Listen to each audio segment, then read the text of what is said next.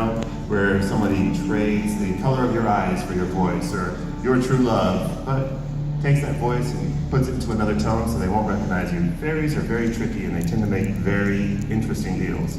So be very careful what contracts you sign with them. And this particular year is ending our 3-year story arc called the Midsummer Night's Dream story arc, where Fairy begins to invade and sort of add a little bit of mischief to the realms of Cypher and to the labyrinth itself.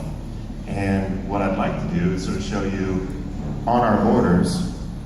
We're going to take a little flashback about what happened 3 years ago with one of our older characters. Shall we bring the shaman in? So, Labyrinth has always been about stories. And about 16 years ago, we started telling a linear story from year to year to year. Each year is a different chapter of that story.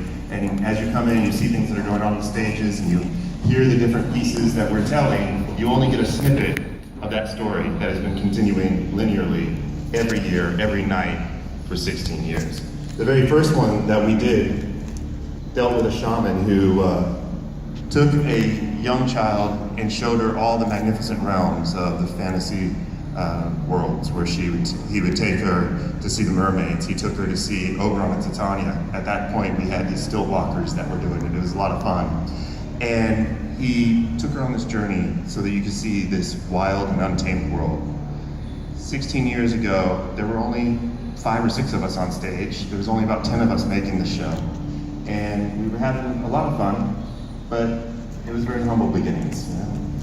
So we're bringing back our Goblin Shaman to go into our next 3-year story arc that we're starting to write, which is called the Shaman Cycle. It's going to be very colorful, very magical, and we hope to have a lot of surprises and a lot of interesting twistings of mythology and such.